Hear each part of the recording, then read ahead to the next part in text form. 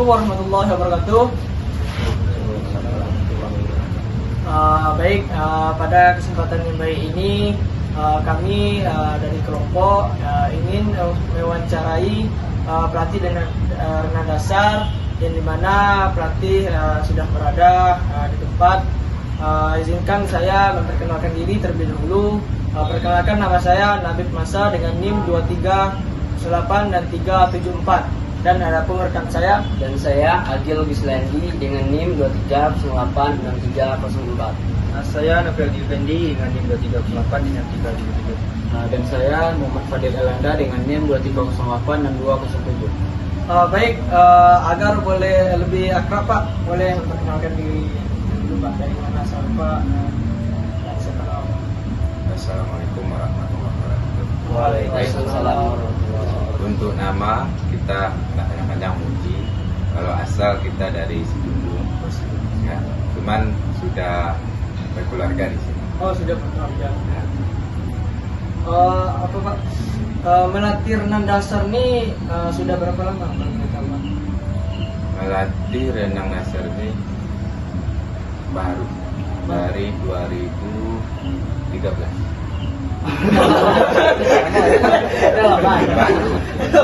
Dari 2013. Baru guys. Sekarang kan baru 2025. Oh iya, masih baru. Beda angka 3 sama 4 ya. Gimana Pak kabar hari ini Pak? Alhamdulillah sehat. Sehat Pak. Gimana Pak rasa melatih hari ini? Apakah puas dengan hasil semua siswa Bapak? Atau ada yang susah untuk aturnya atau bagaimana? Kalau untuk hasil latihan setiap hari itu mungkin ada perkembangan dan ada juga penurunan tergantung ini kondisi anak yang latihan saja. Oke, langsung kita masuk topik yang kita bahas Pak. Ya. Yang pertama terkait dengan topik dari anak yang tidak bisa, orang yang tidak bisa berenang menjadi bisa. Jadi pertanyaannya, apa langkah pertama Bapak yang Bapak lakukan sebagai seorang pelatih untuk mengajarkan seseorang yang sama sekali belum bisa berenang? Kalau kita untuk langkah pertama mengajarkan atau mengarahkan seseorang untuk bisa berenang, itu kita lihat dulu kondisi anak atau orang ini. Setiap orang ini berbeda-beda, baik secara motorik maupun psikologis, sangat berbeda. Yang terutama kita lihat itu kita lihat motoriknya. Setelah kita lihat motorik, baru kita lihat psikis atau psikologis. Berarti dalam berenang ini motorik sangat berpengaruh. Sangat berpengaruh. Ya. Kemudian setelah kita tahu anak ini mau kita arahkan ke gerakan yang mana, barulah kita, kalau sistem kita ngajar untuk anak renang, kita bukan langsung ke tempat yang dalam. Kita arahkan dulu perkenalan air di kolam yang dangkal, atau kalau di sini kita di teratai ada kolam 1, 2, dan 3. Nah, kita arahkan dulu ke kolam 1. Berarti langkah pertama yang Pak ambil itu secara bertahap dari kolam renangnya dangkal sampai kolam renangnya dalam. Nah, ya. Bertahap. Kita harus kenalkan anak ini dengan air sampai anak-anak yang kita ajar ini rileks dan tidak takut dengan air. Oh, intinya kita harus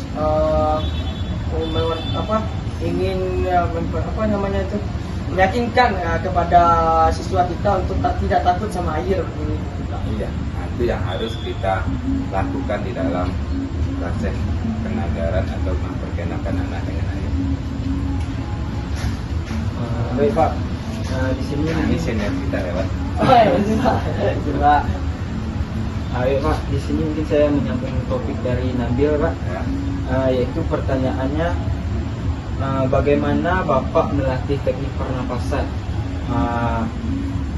dan bagaimana Bapak sarankan untuk bagi pemula, teknik apa yang Bapak sarankan untuk pemula agar mereka nyaman bernapas dan pada saat berenang?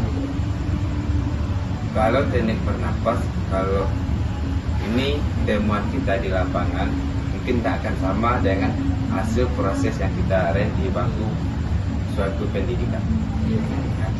Kalau kita untuk mengarahkan pernapasan, itu anak-anak dasar yang betul-betul nol, itu kita arahkan dulu menyambung yang dari tadi. Setelah anak ini kenal dengan air, tidak takut lagi, barulah kita suruh anak ini, berdasarkan awalnya itu kita suruh dia menyelam beberapa detik, dalam hitungan dia bisa hitungan 3, hitungan 5 atau hitungan 10, Bervariasi. ya bervariasi tergantung kondisi anak-anak. Kemudian setelah menyelam dia muncul lagi ke permukaan. Setelah muncul, anak ini melepaskan pernapasan, boleh dengan hidung, boleh dengan mulut. Di saat setelah dilepaskan, dihirup lagi melalui mulut. Ini temuan kami di lapangan. Kenapa? Kalau dengan hidung, kadang-kala anak ini ketika mengambil nafas dengan hidung, ada air di hidungnya terhirup, bisa menyakitkan kepada Perih. perih. Baik Pak, saya ingin menanyakan Pak, Ya. pernahkah Bapak menemui kasus murid Bapak itu Pak, ketika gaya bebas terombang-ambing itu Pak? Apa maksudnya? Maksudnya kaki sebelahnya kuat Pak, tidak kaki kanan antara kaki kiri dengan kaki kanannya Tidak seimbang. Tidak seimbang kekuatannya. Ya. Kalau ini sangat sering terjadi di lapangan, apalagi kalau di dasar itu sangat. Kenapa? Karena kembali kita ke awal tadi, motorik anak Iya. itu tidak akan sama, Berbeda-beda. berbeda-beda, dan psikis anak pun berbeda-beda. Ya, ada anak yang motoriknya kena dari bawaan rahim dalam kandungan, dan ada anak ini yang lahirnya betul-betul normal, dan ada yang tidak normal. Itu pasti terjadi. Kalau ada anak yang satu kakinya kuat, satu tak kakinya lemah atau lembek, itu kita harus mengasih dia keyakinan. Iya, tidak. Percaya Arahkan diri. terus, munculkan keyakinan dan kepercayaan diri. Bagaimana kaki yang satu lagi bisa sama ke kanannya dengan kaki yang satu. Iya, satunya. Ini Pak, Ya. nanti kita ke topik selanjutnya Pak. Topiknya bagaimana seorang bapak, seorang pelatih kan menyembuhkan trauma seseorang berenang. Oh, maksudnya mungkin mengembalikan kepercayaan diri, Nah, bukan ya, karena menyembuhkan dia ya. sudah trauma, Karena takut dengan Jadi air. maksudnya ini anak-anak yang pernah mengalami trauma air, bagaimana anak ini bisa lagi dia berkecimpung dengan air lagi. Ini kita tidak kembali lagi tetap ke yang awal. Kita munculkan lagi kepercayaan diri. Kasih terus motivasi. Setelah kita motivasi, arahkan lagi bagaimana dia supaya dengan air ini bisa senang lagi dan tidak takut lagi. Munculkan kepercayaan dirinya lagi. Nah, kita arahkan lagi bagaimana anak ini bisa muncul kepercayaan diri. Terus kita motivasi. Terus kita Bapak sebagai pelatih itu terus memberikan motivasi untuk Ya. siswa dan percaya diri. Ya. Tuh. Jadi setiap latih itu gunanya kita seorang pelatih, kita kumpulkan anak-anak, kita kasih arahan. Di mana kelemahan setiap masing-masing diarahkan. Gini Pak, selanjutnya itu kan ada setiap anak itu berbeda umurnya. Ya. Dalam setiap pertandingan. Misalnya ada umur, misalnya dari SD itu bagaimana cara bapak pelatihnya, yang SMP bagaimana, dan SMA ada juga bagaimana, atau sama semua latihan yang bapak kasih atau berbeda, atau ada latihan khususnya. Nah, untuk usia kembali juga ke yang pertama. Tetap kita patokannya motorik anak dan psikis anak. Ya. Ada yang bisa disamakan, ada yang tidak. Kenapa? Setiap manusia itu pasti memiliki spesialis masing-masing. Itu aja pasti. Yang tidak mungkin gaya renang, gaya kupu-kupu kita samakan dengan gaya punggung, gaya dada, atau gaya bebas. Kalau spesialisnya di gaya kupu, berarti programnya kita tingkat di gaya kupu. Kalau untuk pemanasan, barulah kita ada persamaan dan ada perbedaan. Tidak semuanya bisa disamakan. Oh, tingkat SD, dia Ini SD, SMP, SMA. Ada yang bisa disamakan, ada yang tidak. Oh, ada. Tapi berbeda-beda. Nah, baik Pak. Ya. Waktu Bapak melatih, apalagi untuk pemula gitu ya Pak, pasti ada namanya tuh alat bantu gitu Pak, penggunaan alat bantu. Kalau menurut Bapak seberapa penting penggunaan alat bantu, misalnya pelampung dalam pembelajaran renang bagi pemula? Seberapa penting alat bantu? Kalau untuk pemula ini kita mungkin kembali lihat lagi dengan psikis anak sama motorik ya, ya. Kenapa? Karena pelampung memang sangat kita butuhkan di saat latihan. Itu pun kalau kami di sini Ram Swimming Club, pelampung itu atau kickboard lah namanya, itu kami gunakan untuk anak-anak yang sudah bisa renang dasar. Kalau belum bisa, kami jarang menggunakan pelampung, kecuali alat bantu yang memegang dinding kolam renang atau pinggir kolam renang. Berbeda, kecil kita itu berbeda-beda. Ya. Kalau alat bantu pelampung sangat butuh. Apalagi kita sudah masuk ke prestasi, sangat butuh. Gini Pak, kan dari anak-anak yang bisa berenang kan masih banyak yang sering dilakukan kesalahan. Misalnya kesalahan umum itu yang seperti apa yang sering dilakukan yang pemula Pak yang bisa berenang. Dan bagaimana Bapak mengatasi hal tersebut Pak?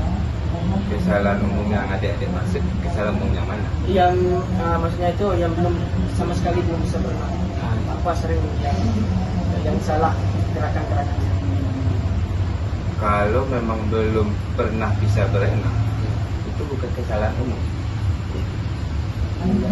Emang nggak bisa. Ya. Ini madratnya kita dalam kandungan itu kita sudah berada di dalam air. Iya.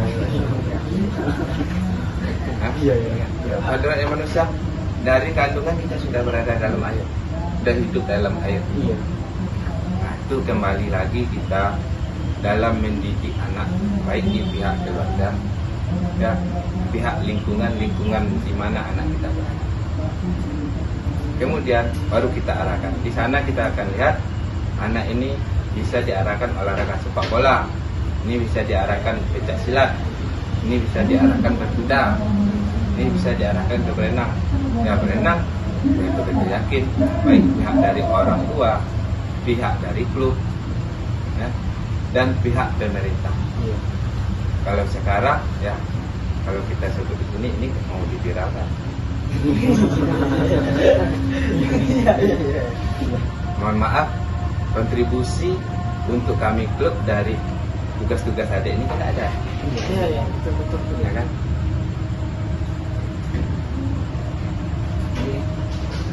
Baik Pak, selanjutnya saya akan menanyakan bahwa bagaimana Bapak seorang pelatih menciptakan lingkungan yang nyaman pada saat Bapak melatih. Lingkungan nyaman itu, kalau untuk lingkungan nyaman kami dilatih alhamdulillah dari orang tua tidak ada pernah komplain, sudah nyaman lah rasanya, karena memang inilah fasilitas Sumatera Barat yang ada. Kalau pengen lebih nyaman lagi, ya kembali ke yang kalau kita berkawan di sini kita bisa salah, ya. Kenapa?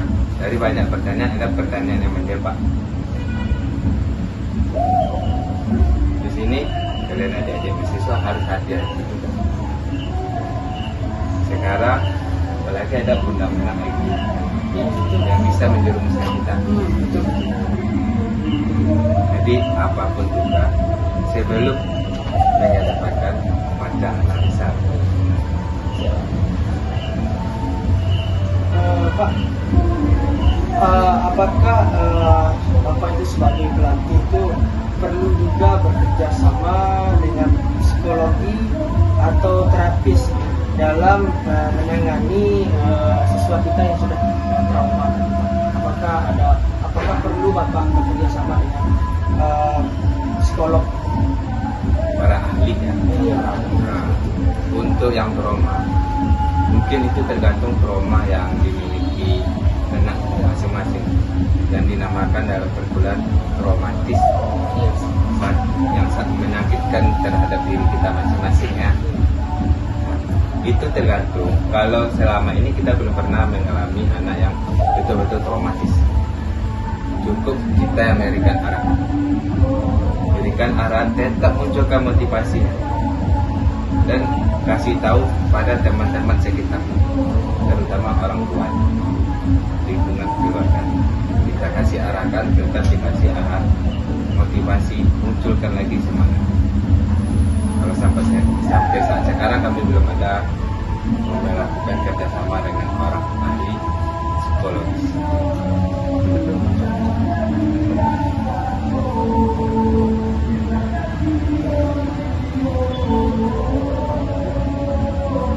Pak, menurut Bapak tuh seberapa penting sih komunikasi Bapak dan para anak tersebut dalam proses pemulihan trauma?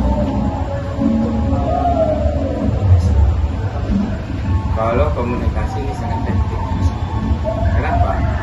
Kalau kita low komunikasi terhadap anak yang mengalami trauma, maka dalam pemulihannya juga akan lama dan bisa-bisa ini tidak akan bisa pulih.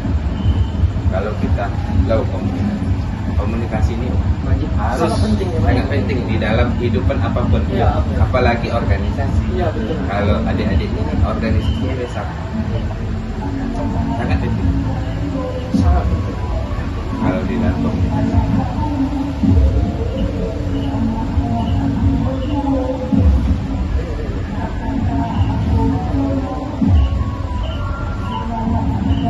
Jadi gini Pak, Ya.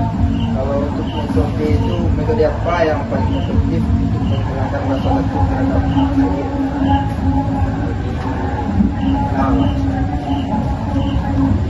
Kalau metode ini mungkin tergantung dengan kita masing-masing, karena metode yang kita temukan di saat lapangan itu tidak akan sama dengan metode yang kita dapat kita pelajari di bangku pendidikan. Itu tergantung di lapangan. Kembali ke yang awal tadi, ke yang motorik anak, psikis anak, psikologis anak, itu akan bisa kita cari di lapangan. Oh, apa metode? Ini rasanya metode itu mungkin itu menurut kita masing-masing. Iya, betul. Kalau kita ceritakan ini program kita ini, setiap organisasi itu pasti berbeda-beda. Ya.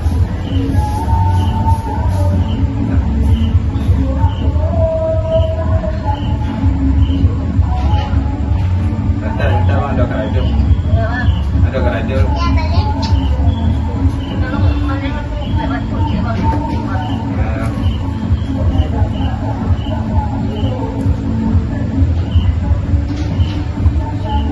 Nah, Pak, mungkin itu saja yang bisa kami hadirkan beberapa pertanyaan tadi terkait dengan bagaimana melatih anak itu dari yang tidak bisa berenang menjadi bisa. Dan Bapak memberikan yang paling utama, yang paling penting yaitu adalah kita harus mengetahui motorik dan anak tersebut. Dan terkait dengan topik yang satunya lagi tentang trauma, jadi peran Bapak sebagai pelatih itu harus memberikan motivasi untuk anak supaya berani lagi masuk latihan. kita motivasi dan kita munculkan lagi kepercayaan diri.